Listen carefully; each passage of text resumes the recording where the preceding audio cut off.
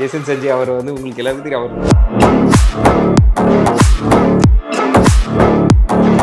நம்மளுக்கு தெரியுமா தெரியாதான்றதுலாம் நமக்கு தெரியாது. பட் ஃபர்ஸ்ட் டே நம்ம போய் பார்க்கும் போதே அவர் வந்து உங்களுக்கு தெரியும் அப்படின்னாரு. எனக்கு அதுவே ஷாக். அடடா,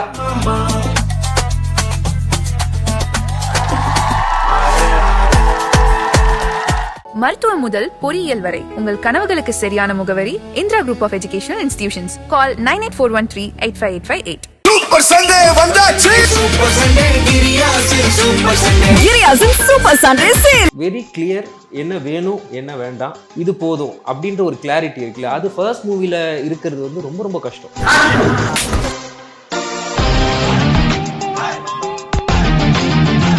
அவர் பார்க்கும் போதும் ரொம்ப மண்டையை உடச்சிக்கிட்டு ரொம்ப டென்ஷனா சுத்தி அந்த மாதிரி ஒர்க் பண்ணியும் நான் பார்க்கல.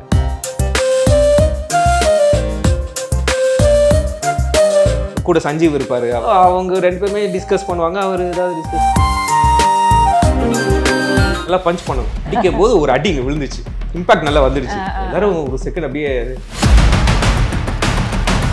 அப்புறம் அவர் வந்து திடீர்னு வந்து எல்லாம் ஓகே இல்லை நிறைய. Hi, this is Deepika from Red Nool. இன்னைக்கு நம்மளோட our own favorite ஒரு 90s கிட்ஸ்க்கு எல்லாருக்கும் ஒரு ஃபேவரட்டான ஒரு பர்சன் கிரண்.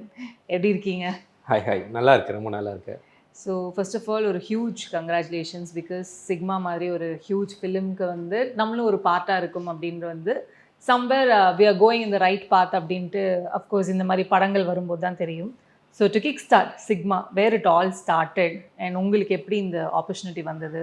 சிக்மா வந்து ஆக்சுவலி இந்த ப்ராஜெக்ட் ஸ்டார்ட் ஆகிறதுக்கு முன்னாடி அது ப்ரீ ப்ரொடக்ஷன் ஸ்டேஜஸில் இருக்கும்போது one of my friend was working there. அப்போது ஓகே, ஆமாம், அவங்க பேசிகிட்டு இருக்கும்போது நான் சொல்லியிருந்தேன், ஏதாவது இருந்ததுன்னா சொல்லுங்கள், I just come and meet with the director அப்படின்ற மாதிரி. அதுக்கப்புறம் ப்ராஜெக்ட் ஸ்டார்ட் ஆகும்போது சடனாக எனக்கு ஒரு கால் வந்தது, இந்த மாதிரி இந்த ப்ராஜெக்ட்டுக்கு வந்து நீங்கள் பண்ணுறீங்களா அப்படின்ற மாதிரி எனக்கு கேட்டாங்க. வந்து டைரக்டர் மீட் பண்ணணும்னு சொல்கிறாருன்னு சொல்லி, சரி ஓகே வந்து மீட் பண்ணலாம் அப்படின்னு சொல்லி நான் அவரை வந்து பார்த்தேன்.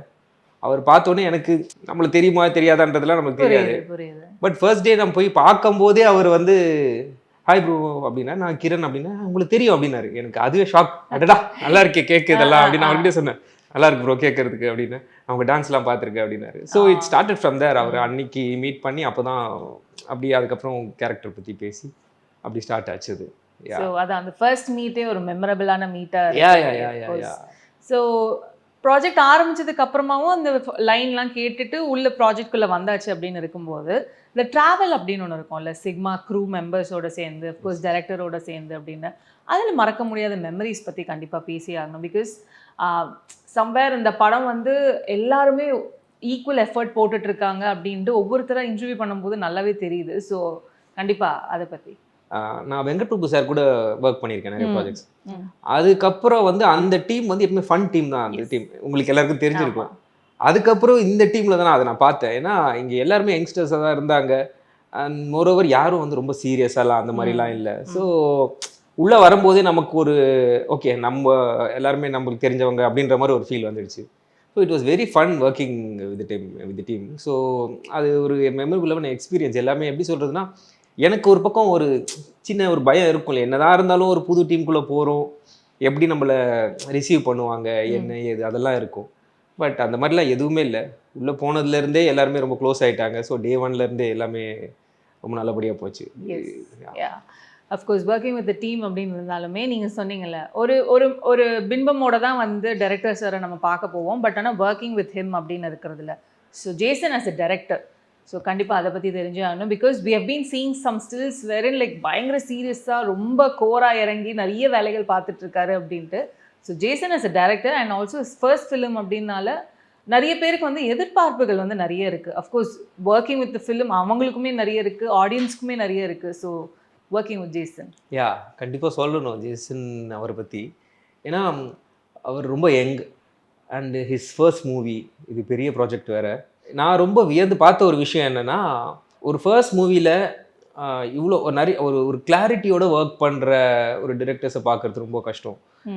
He was like very clear, என்ன வேணும் என்ன வேண்டாம், இது போதும் அப்படின்ற ஒரு கிளாரிட்டி இருக்குல்ல, அது ஃபர்ஸ்ட் மூவியில் இருக்கிறது வந்து ரொம்ப ரொம்ப கஷ்டம். ஓகே, அது நான் அவர்கிட்ட பார்த்து ஓகே ஹீஸ் லைக் இது போதும். இப்போ நடிக்கும் போதும் பார்த்தீங்கன்னா நான் அவர்கிட்ட போயிட்டு முடிச்சதுக்கப்புறம் ப்ரோ இது கொஞ்சம் ஏதாவது பண்ணலாமா, இது கொஞ்சம் கம்மியாக இருக்கலாமா, இல்லை ப்ரோ இது போதும், இதுதான் வேணும் அப்படின்னுவாரு. ஸோ அந்த கிளாரிட்டி இருந்துச்சுனாலே நமக்கு பாதி வேலை நமக்கு குறைஞ்சிரும். ஏன்னா நம்ம ரொம்ப உட்காந்து இது இப்படி பண்ணலாமா, இது இப்படி பண்ணலாமான்றது யோசிக்கிறதுலாம் தேவையில்லை. ஆஸ் அன் ஆர்டிஸ்ட் நம்மளுக்கு எப்போவுமே இருக்கும் ஏதாவது ஒன்று எக்ஸ்ட்ரா பண்ணலாமே, பண்ணியிருக்கலாமே, அதெல்லாம் தோணிக்கிட்டே இருக்கும் இல்லையா. ஸோ அந்த டவுட் இருக்கும்போது நம்ம கேட்டாலும் அவர் சொல்லுவார், இல்லை ப்ரோ இது ரொம்ப நல்லா இருக்குது, இது போதும்.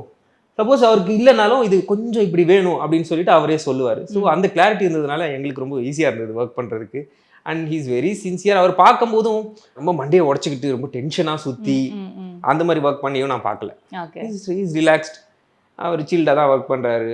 அவர் கூட சஞ்சீவ் இருப்பார். அவரும் வந்து அவர் சொல்லவே தேவையில்ல, அவர் நல்ல ஃபன் தான் வரும். ஸோ அவங்க 2 பேருமே டிஸ்கஸ் பண்ணுவாங்க. அவர் ஏதாவது டிஸ்கஸ் பண்ணுவார். ஓகே ஓகே போதும்னா ஓகே, அவ்வளோதான். அது ரொம்ப அப்படி தான் இருந்தது. யா. ஸோ நிறைய டேக்ஸ் அந்த மாதிரி போனது, அந்த மாதிரிலாம் எதாவது இருந்திருக்கா? இல்லை எனக்கு அந்த மாதிரி நிறைய டேக்ஸ் போல. ஒரு ஷாட் மட்டும் ஒரு 3-4 டேக் போச்சு. அது கீழே விழுற மாதிரி ஒரு ஷாட் இருந்தது. ஸோ அது மட்டும் ஒரு 2-3 வாட்டி போன உடனே அது நான் ரொம்ப இதெல்லாம் இல்லை. அதுக்கப்புறம் அவர் வந்து திடீர்னு வந்து எல்லாம் ஓகே இல்லை நிறைய எல்லாம் ஒன்றும் இல்லை ப்ரோ, அது சும்மா நடிக்கிறது தானே, அது ஒன்றும் ஆகலை அப்படின்னா. ஸோ அந்த மாதிரி நிறைய டேக்ஸாக எதுவும் போல. பட் ஒரு ஷாட்டில் வந்து ஷிவ் பண்டிட் அவர் வந்து என்னை அடிக்கிற மாதிரி ஒன்று இருந்தது. ஆக்சுவலாக அது க்ளோஸராக டைட்டாக எடுக்கும்போது நல்லா பஞ்ச் பண்ணணும். நிஜமா அடிச்சுட்டா? அடிக்கும் போது ஒரு அடி இங்கே விழுந்துச்சு. பட் எனக்கு வலிக்கல அது. ஆனா அடி நல்லா இம்பாக்ட் நல்லா வந்துருச்சு. எல்லாரும் ஒரு செகண்ட் அப்படியே அலறிட்டாங்க. ஆனா எனக்கு அது வலி இல்ல. அது கரெக்டா இந்த போன்ல எங்கே பட்டதுனால அது வந்து அது வலியா இல்ல.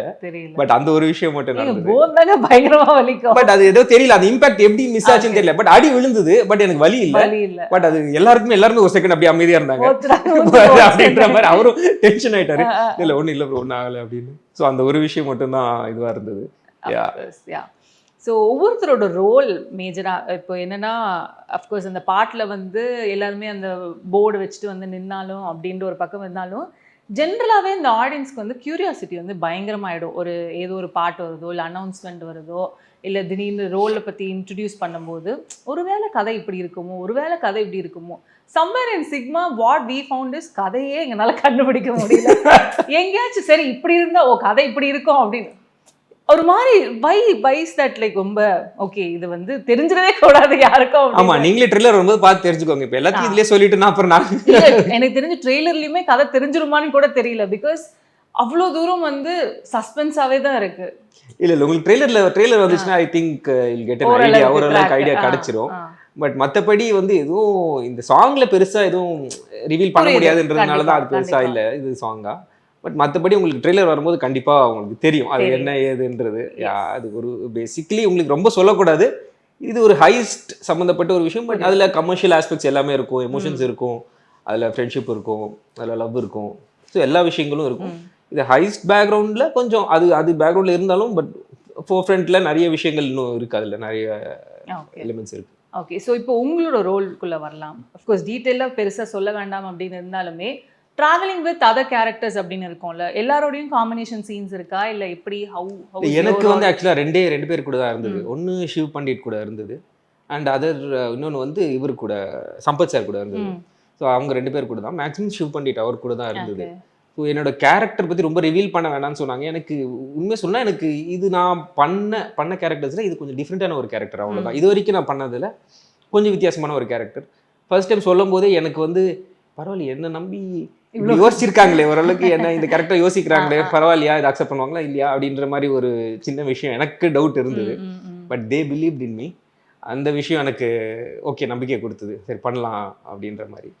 கொஞ்சம் இன்ட்ரெஸ்டிங்காக இருக்கும். அது ஒரு ஒரு ஒரு ஒரு சின்ன ஒரு பர்டிகுலர் போர்ஷனாக தான் இருக்கும் என்னோடது.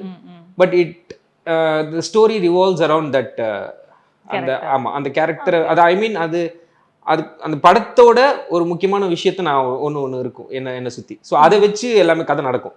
ஸோ அது கொஞ்சமாக இருந்தாலும் அதுக்கான இம்பாக்ட் இருக்கும். ஸோ அது நீங்க பார்க்கும்போது தெரியும்.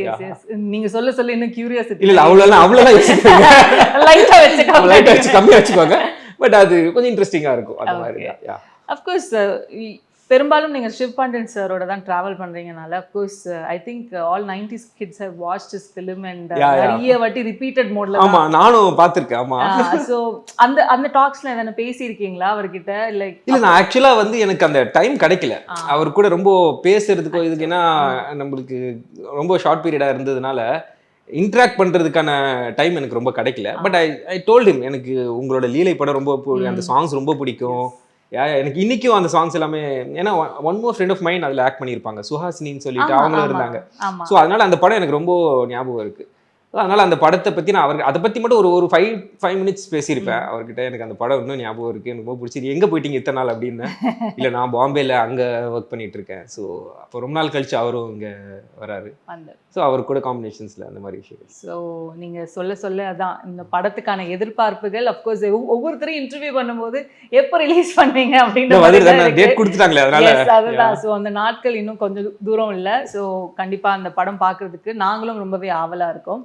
மருத்துவம் முதல் பொறியியல் வரை உங்கள் கனவுகளுக்கு சரியான முகவரி Indira group of educational institutions. Call 9841385858. Super Sunday வந்தாச்சு. சூப்பர் சண்டே கிரியாசின் சூப்பர் சண்டே சூப்பர் சண்டே